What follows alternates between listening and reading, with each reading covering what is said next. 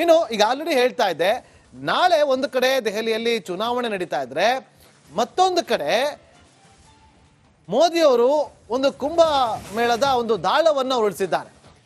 ಮಹಾಕುಂಭ ಮೇಳಕ್ಕೆ ಈವರೆಗೂ ಭೇಟಿಯನ್ನೇ ಕೊಡದ ಪ್ರಧಾನಿ ನರೇಂದ್ರ ಮೋದಿಯವರು ಈಗ ನಾಳೆಗೆ ಪುಣ್ಯ ಸ್ನಾನ ಮಾಡುವ ಸಮಯವನ್ನ ನಿಗದಿ ಮಾಡಿಕೊಂಡಿದ್ದಾರೆ. ಒಂದು ಕಡೆ ದಿಲ್ಲಿಯಲ್ಲಿ ಎಲೆಕ್ಷನ್ ವೋಟಿಂಗ್ ದಿನ, ಆದರೆ ಇಲ್ಲಿ ಮತಕೇಂದ್ರಗಳತ್ತ ಹೊರಡುವಂತ ಸಂದರ್ಭದಲ್ಲೇ ದಿಲ್ಲಿಯ ಜನ ಪ್ರಧಾನಿ ನರೇಂದ್ರ ಮೋದಿಯವರು ಪ್ರಯಾಗ್ರಾಜ್ಗೆ ತೆರಳುತ್ತಾರೆ. ತ್ರಿವೇಣಿ ಸಂಗಮದಲ್ಲಿ ಮಿಂದ್ ಹೇಳ್ತಿದ್ದಾರೆ. ಇದರ ಹಿಂದಿರುವಂತ ರಣತಂತ್ರವೇನು, ಅದೇ ಒಂದು ರೋಚಕ. ನೋಡಿ, ಮಹಾಕುಂಭ ಮೇಳಕ್ಕೆ ಇಷ್ಟು ದಿನ ಆಯ್ತು, ಇಲ್ಲಿವರೆಗೂ ಕೂಡ ಪ್ರಧಾನಿ ನರೇಂದ್ರ ಮೋದಿ ಅವರು ಹೋಗಿಲ್ಲ. ನಾಳೆ ಹೋಗ್ತಿದ್ದಾರೆ. ಅಲ್ಲಿ ಪ್ರಯಾಗ್ರಾಜ್ನಲ್ಲಿ ನಾಳೆ ಪ್ರಧಾನಿ ನರೇಂದ್ರ ಮೋದಿ ಅವರು ಪುಣ್ಯ ಸ್ನಾನವನ್ನ ಮಾಡ್ತಾರೆ. ತ್ರಿವೇಣಿ ಸಂಗಮದಲ್ಲಿ ಮಿಂದೇಳಲಿರುವಂತಹ ಪ್ರಧಾನಿ ನರೇಂದ್ರ ಮೋದಿ ಅವರು ಬೆಳಗ್ಗೆ 11 ಗಂಟೆಯಿಂದ 11:30ವರೆಗೂ ಕೂಡ ಆ ಒಂದು ಟೈಮ್ನಲ್ಲಿ ಶಾಹಿ ಸ್ನಾನವನ್ನ ಮಾಡೋದಕ್ಕೆ ನಿಗದಿಪಡಿಸಲಾಗಿದೆ. ಬೆಳಗ್ಗೆ 10 ಗಂಟೆಗೆ ಪ್ರಯಾಗ್ರಾಜ್ಗೆ ಬರ್ತಾರೆ ಪ್ರಧಾನಿ ನರೇಂದ್ರ ಮೋದಿ ಅವರು. 10 ಗಂಟೆಗೆ DPS ಹೆಲಿಪ್ಯಾಡ್ನಲ್ಲಿ ಅವರಿರುವಂಥ ವಿಶೇಷ ಹೆಲಿಕಾಪ್ಟರ್ ಲ್ಯಾಂಡ್ ಆಗುತ್ತೆ. ಸೊ ನಿಷಾದ್ ಕ್ರೂಸ್ನಲ್ಲಿ VIP ಜೆಟ್ಟಿಗೆ ಮೋದಿಯವರು ತೆರಳ್ತಾರೆ. ಕುಂಭಮೇಳದಲ್ಲಿ ನಮೋ 1 ಗಂಟೆ ಕಾರ್ಯಕ್ರಮವನ್ನು ಹಮ್ಮಿಕೊಂಡಿದ್ದಾರೆ. ಆ ತ್ರಿವೇಣಿ ಸಂಗಮದಲ್ಲಿ ಮೋದಿಯವರು ಪವಿತ್ರ ಸ್ನಾನವನ್ನ ಕೂಡ ಮಾಡಲಿದ್ದಾರೆ. ಮೋದಿ ಅವರಿಗೆ ಉತ್ತರ ಪ್ರದೇಶದ ಮುಖ್ಯಮಂತ್ರಿ ಯೋಗಿ ಆದಿತ್ಯನಾಥ್ ಅವರು ಕೂಡ ಸಾಥ್ ಕೊಡಲಿದ್ದಾರೆ. ನೋಡಿ, ಒಂದು ಕಡೆ ದಿಲ್ಲಿ ಚುನಾವಣೆ ಅವತ್ತಿನ ದಿನವೇ ಪ್ರಧಾನಿ ನರೇಂದ್ರ ಮೋದಿ ಅವರು ಕುಂಭ ತಂತ್ರವನ್ನ ಅನುಸರಿಸ್ತಾ ಇದ್ದಾರೆ. ದೆಹಲಿಯಲ್ಲಿ ಮತದಾನ, ನಮೋ ಪುಣ್ಯ ಸ್ನಾನ ಅನ್ನುವಂತಾಗಿದೆ. ಹಿಂದೂ ಮತಗಳ ಮೇಲೆ ಕಣ್ಣಿಟ್ಟಿದ್ದಾರಾ ಮೋದಿಯವರು? ಅದ್ರಲ್ಲಿ ನೋ ಡೌಟ್.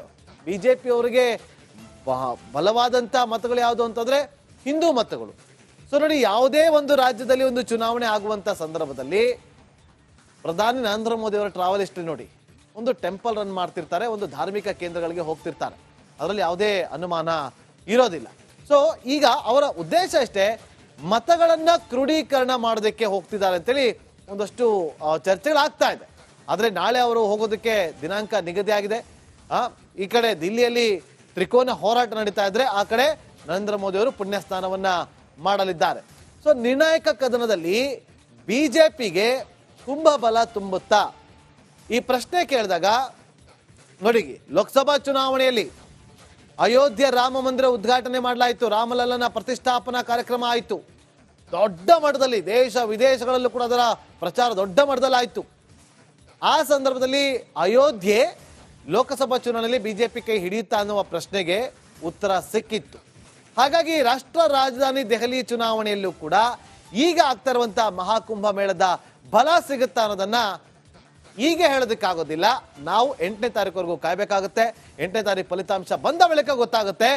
ಮೋದಿಯವರ ಶಾಹಿ ಸ್ನಾನ ಆಗಿರ್ಬೋದು ಅಥವಾ ಕುಂಭಮೇಳದ ಒಂದು ಸನಾತನ ಸಮಾಗಮ ಏನಾಗ್ತಾ ಇದೆ, ಇದೆಲ್ಲವೂ ಕೂಡ ದೆಹಲಿ ರಾಜಧಾನಿಯ ಒಂದು ರಾಷ್ಟ್ರ ರಾಜಧಾನಿಯ ಚುನಾವಣೆಯಲ್ಲಿ ಕೈ ಹಿಡಿದಿದ್ಯಾ ಇಲ್ವೋ ಅಂತೇಳಿ ಕಾದು ನೋಡ್ಬೇಕಾದ್ರೆ. ಆದ್ರೆ 1% 2% ಮತ ಹೆಚ್ಚಿದ್ರು ಕೂಡ ನೋಡಿ, ಒಂದು ವಿಚಾರವನ್ನ ಇಂಪಾರ್ಟೆಂಟ್ ಪಾಯಿಂಟ್ ಏನಂತಂದ್ರೆ 2015ರಲ್ಲಿ 67% ಮತದಾನ ಆಗಿರುತ್ತೆ.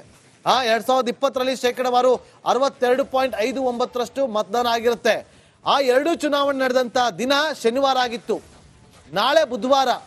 ಸೊ ಹಾಗಾಗಿ ನಾಳೆ ವೀಕ್ ಡೇಸ್ ಅಲ್ಲಿ ನಡೀತಾ ಇರುವಂತಹ ಹಿನ್ನೆಲೆಯಲ್ಲಿ, ಆಗ ಶನಿವಾರ ಇತ್ತಲ್ಲ ಚುನಾವಣೆ ಸಂದರ್ಭದಲ್ಲಿ ತುಂಬಾ ಜನ ದೆಹಲಿಯಿಂದ ಹೊರಡೋಗ್ಬಿಟ್ರು, ರಜಾ ಸಿಕ್ತು ಅಂತೇಳಿ. ಆದ್ರೆ ಆ ಒಂದು ಕಾರಣಕ್ಕೋಸ್ಕರ ಬುಧವಾರ ಇಟ್ಟಿದ್ದಾರೆ. ನಾಳೆ ಹೆಚ್ಚಿನ ಮತದಾನ ಆಗುತ್ತೆ ಎನ್ನುವ ನಿರೀಕ್ಷೆ ಇದೆ. ಮತದಾರ ಪ್ರಭು ಯಾರಿಗೆ ಮನೆ ಆಗ್ತದೆ ಅಂತೇಳಿ ಕಾದು ನೋಡ್ಬೇಕು. ಇನ್ನು ಈಗ ಆಲ್ರೆಡಿ ಹೇಳ್ತಾ ಇದ್ದೆ, ನಾಳೆ ಒಂದು ಕಡೆ ದೆಹಲಿಯಲ್ಲಿ ಚುನಾವಣೆ ನಡೀತಾ ಇದ್ರೆ ಮತ್ತೊಂದು ಕಡೆ ಮೋದಿಯವರು ಒಂದು ಕುಂಭ ಮೇಳದ ಒಂದು ದಾಳವನ್ನ ಹೊರಡಿಸಿದ್ದಾರೆ. ಮಹಾಕುಂಭ ಮೇಳಕ್ಕೆ ಈವರೆಗೂ ಭೇಟಿಯನ್ನೇ ಕೊಡದ ಪ್ರಧಾನಿ ನರೇಂದ್ರ ಮೋದಿಯವರು ಈಗ ನಾಳೆಗೆ ಪುಣ್ಯ ಸ್ನಾನ ಮಾಡುವ ಸಮಯವನ್ನ ನಿಗದಿ ಮಾಡಿಕೊಂಡಿದ್ದಾರೆ. ಒಂದು ಕಡೆ ದಿಲ್ಲಿಯಲ್ಲಿ ಎಲೆಕ್ಷನ್ ವೋಟಿಂಗ್ ದಿನ, ಆದರೆ ಇಲ್ಲಿ ಮತಕೇಂದ್ರಗಳತ್ತ ಹೊರಡುವಂತ ಸಂದರ್ಭದಲ್ಲೇ ದಿಲ್ಲಿಯ ಜನ ಪ್ರಧಾನಿ ನರೇಂದ್ರ ಮೋದಿ ಅವರು ಪ್ರಯಾಗ್ರಾಜ್ಗೆ ತೆರಳುತ್ತಾರೆ. ತ್ರಿವೇಣಿ ಸಂಗಮದಲ್ಲಿ ಮಿಂದ್ ಹೇಳ್ತಿದ್ದಾರೆ. ಇದರ ಹಿಂದಿರುವಂತ ರಣತಂತ್ರವೇನು, ಅದೇ ಒಂದು ರೋಚಕ. ನೋಡಿ ಮಹಾಕುಂಭ ಮೇಳಕ್ಕೆ ಇಷ್ಟು ದಿನ ಆಯಿತು, ಇಲ್ಲಿವರೆಗೂ ಕೂಡ ಪ್ರಧಾನಿ ನರೇಂದ್ರ ಮೋದಿ ಅವರು ಹೋಗಿಲ್ಲ. ನಾಳೆ ಹೋಗ್ತಿದ್ದಾರೆ. ಅಲ್ಲಿ ಪ್ರಯಾಗ್ರಾಜ್ನಲ್ಲಿ ನಾಳೆ ಪ್ರಧಾನಿ ನರೇಂದ್ರ ಮೋದಿ ಅವರು ಪುಣ್ಯ ಸ್ನಾನವನ್ನ ಮಾಡ್ತಾರೆ. ತ್ರಿವೇಣಿ ಸಂಗಮದಲ್ಲಿ ಮಿಂದೇಳಲಿರುವಂತಹ ಪ್ರಧಾನಿ ನರೇಂದ್ರ ಮೋದಿ ಅವರು ಬೆಳಗ್ಗೆ 11 ಗಂಟೆಯಿಂದ 11:30ವರೆಗೂ ಕೂಡ ಆ ಒಂದು ಟೈಮ್ನಲ್ಲಿ ಶಾಹಿ ಸ್ನಾನವನ್ನ ಮಾಡೋದಕ್ಕೆ ನಿಗದಿಪಡಿಸಲಾಗಿದೆ. ಬೆಳಗ್ಗೆ 10 ಗಂಟೆಗೆ ಪ್ರಯಾಗ್ರಾಜ್ಗೆ ಬರ್ತಾರೆ ಪ್ರಧಾನಿ ನರೇಂದ್ರ ಮೋದಿ ಅವರು.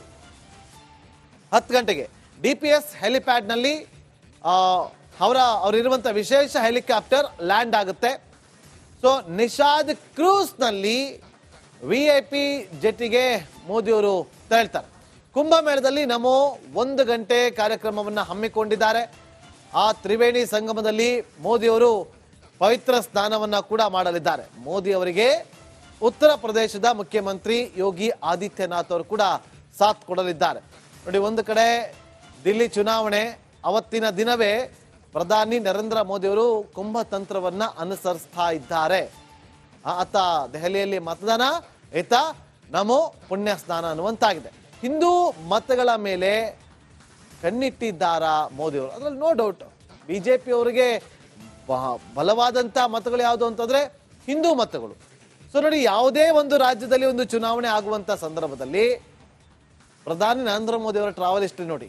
ಒಂದು ಟೆಂಪಲ್ ರನ್ ಮಾಡ್ತಿರ್ತಾರೆ, ಒಂದು ಧಾರ್ಮಿಕ ಕೇಂದ್ರಗಳಿಗೆ ಹೋಗ್ತಿರ್ತಾರೆ, ಅದರಲ್ಲಿ ಯಾವುದೇ ಅನುಮಾನ ಇರೋದಿಲ್ಲ. ಸೊ ಈಗ ಅವರ ಉದ್ದೇಶ ಅಷ್ಟೇ, ಮತಗಳನ್ನ ಕ್ರೋಢೀಕರಣ ಮಾಡೋದಕ್ಕೆ ಹೋಗ್ತಿದ್ದಾರೆ ಅಂತೇಳಿ ಒಂದಷ್ಟು ಚರ್ಚೆಗಳಾಗ್ತಾ ಇದೆ. ಆದರೆ ನಾಳೆ ಅವರು ಹೋಗೋದಕ್ಕೆ ದಿನಾಂಕ ನಿಗದಿಯಾಗಿದೆ. ಈ ಕಡೆ ದಿಲ್ಲಿಯಲ್ಲಿ ತ್ರಿಕೋನ ಹೋರಾಟ ನಡೀತಾ ಇದ್ರೆ, ಆ ಕಡೆ ನರೇಂದ್ರ ಮೋದಿ ಅವರು ಪುಣ್ಯ ಸ್ನಾನವನ್ನ ಮಾಡಲಿದ್ದಾರೆ. ಸೊ ನಿರ್ಣಾಯಕ ಕದನದಲ್ಲಿ ಬಿಜೆಪಿಗೆ ಕುಂಭ ಬಲ ತುಂಬುತ್ತಾ ಈ ಪ್ರಶ್ನೆ ಕೇಳಿದಾಗ ನೋಡಿ, ಲೋಕಸಭಾ ಚುನಾವಣೆಯಲ್ಲಿ ಅಯೋಧ್ಯೆ ರಾಮ ಮಂದಿರ ಉದ್ಘಾಟನೆ ಮಾಡಲಾಯಿತು, ರಾಮಲಲ್ಲನ ಪ್ರತಿಷ್ಠಾಪನಾ ಕಾರ್ಯಕ್ರಮ ಆಯಿತು, ದೊಡ್ಡ ಮಟ್ಟದಲ್ಲಿ ದೇಶ ವಿದೇಶಗಳಲ್ಲೂ ಕೂಡ ಅದರ ಪ್ರಚಾರ ದೊಡ್ಡ ಮಟ್ಟದಲ್ಲಿ ಆಯಿತು. ಆ ಸಂದರ್ಭದಲ್ಲಿ ಅಯೋಧ್ಯೆ ಲೋಕಸಭಾ ಚುನಾವಣೆಯಲ್ಲಿ ಬಿಜೆಪಿ ಕೈ ಹಿಡಿಯುತ್ತಾ ಅನ್ನುವ ಪ್ರಶ್ನೆಗೆ ಉತ್ತರ ಸಿಕ್ಕಿತ್ತು. ಹಾಗಾಗಿ ರಾಷ್ಟ್ರ ರಾಜಧಾನಿ ದೆಹಲಿ ಚುನಾವಣೆಯಲ್ಲೂ ಕೂಡ ಈಗ ಆಗ್ತಾ ಇರುವಂತಹ ಮಹಾಕುಂಭ ಮೇಳದ ಬಲ ಸಿಗುತ್ತಾ ಅನ್ನೋದನ್ನ ಈಗ ಹೇಳೋದಕ್ಕಾಗೋದಿಲ್ಲ. ನಾವು 8ನೇ ತಾರೀಕುವರೆಗೂ ಕಾಯ್ಬೇಕಾಗುತ್ತೆ. 8ನೇ ತಾರೀಕು ಫಲಿತಾಂಶ ಬಂದ ಬಳಿಕ ಗೊತ್ತಾಗುತ್ತೆ. ಮೋದಿಯವರ ಶಾಹಿ ಸ್ನಾನ ಆಗಿರ್ಬೋದು ಅಥವಾ ಕುಂಭಮೇಳದ ಒಂದು ಸನಾತನ ಸಮಾಗಮ ಏನಾಗ್ತಾ ಇದೆ, ಇದೆಲ್ಲವೂ ಕೂಡ ದೆಹಲಿ ರಾಜಧಾನಿಯ ಒಂದು ರಾಷ್ಟ್ರ ರಾಜಧಾನಿಯ ಚುನಾವಣೆಯಲ್ಲಿ ಕೈ ಹಿಡಿದಿದ್ಯಾ ಇಲ್ವೋ ಅಂತೇಳಿ ಕಾದು ನೋಡ್ಬೇಕಾದ್ರೆ. ಆದ್ರೆ 1% 2% ಮತ ಹೆಚ್ಚಿದ್ರು ಕೂಡ ನೋಡಿ, ಒಂದು ವಿಚಾರವನ್ನ ಇಂಪಾರ್ಟೆಂಟ್ ಪಾಯಿಂಟ್ ಏನಂತಂದ್ರೆ 2015ರಲ್ಲಿ 67% ಮತದಾನ ಆಗಿರುತ್ತೆ. 2020ರಲ್ಲಿ 62.59% ಮತದಾನ ಆಗಿರುತ್ತೆ. ಆ ಎರಡು ಚುನಾವಣೆ ನಡೆದಂತ ದಿನ ಶನಿವಾರ ಆಗಿತ್ತು, ನಾಳೆ ಬುಧವಾರ. ಸೊ ಹಾಗಾಗಿ ನಾಳೆ ವೀಕ್ ಡೇಸ್ ಅಲ್ಲಿ ನಡೀತಾ ಇರುವಂತ ಹಿನ್ನೆಲೆಯಲ್ಲಿ, ಆಗ ಶನಿವಾರ ಇತ್ತಲ್ಲ ಚುನಾವಣೆ ಸಂದರ್ಭದಲ್ಲಿ ತುಂಬಾ ಜನ ದೆಹಲಿಯಿಂದ ಹೊರಡೋಗ್ಬಿಟ್ರು, ರಜಾ ಸಿಕ್ತು ಅಂತೇಳಿ. ಆದ್ರೆ ಆ ಒಂದು ಕಾರಣಕ್ಕೋಸ್ಕರ ಬುಧವಾರ ಇಟ್ಟಿದ್ದಾರೆ. ನಾಳೆ ಹೆಚ್ಚಿನ ಮತದಾನ ಆಗುತ್ತೆ ಎನ್ನುವ ನಿರೀಕ್ಷೆ ಇದೆ. ಮತದಾರ ಪ್ರಭು ಯಾರಿಗೆ ಮಣೆ ಆಗ್ತದೆ ಅಂತೇಳಿ ಕಾದ್ ನೋಡ್ಬೇಕು.